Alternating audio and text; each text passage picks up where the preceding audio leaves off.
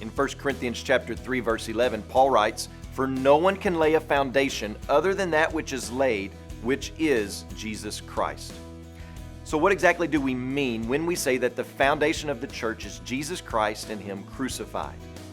We mean that the only hope for man to be made right with God is through the substitutionary and atoning work of Jesus Christ on the cross and beyond the grave. We are broken, sin-sick people who defied our Creator. We said that we could build our own lives upon our own strength, our own wisdom, that we could do a better job at building the world and communities and culture on our own rules and preferences and our own forms of worship and rituals. We don't need you, God. We can build our families according to what we determine is right and good and beneficial to us. This is what we have said, and this is what we've attempted to do. All of it resulting in chaos and rebellion towards our Creator.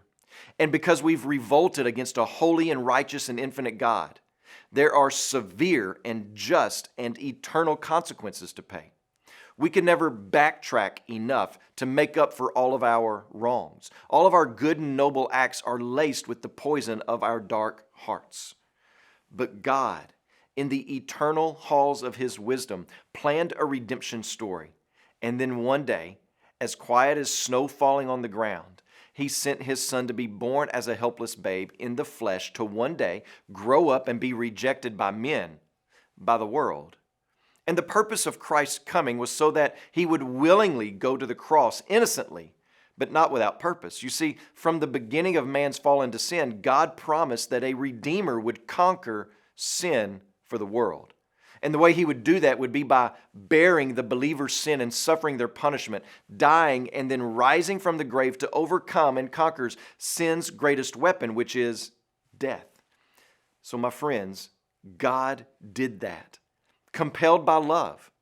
Have you heard the command to repent and turn to Him in faith and trust?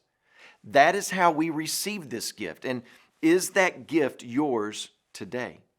This Jesus, His work, is the foundation of the church. The church's message is not do better, try harder, be more empathetic, more loving, build your life better. The church's base, her foundation, her message is that man is sinful and headed for an eternity in hell. But God has done a marvelous work on man's behalf to make you eternally new and to bring you into His family. This is the greatest news in all the world. Why would we deviate from this? And if in God's wisdom and power He crafted and executed and applied this plan for us, why would we seek anyone else's wisdom and power? Church, we have no other foundation upon which to build. We should seek no other foundation upon which to build our lives. Today when you pray, please pray for Todd and Tina Cox, our missionaries in Georgia. And also remember the Ilonggo Lifeword broadcast that's heard in the Philippines.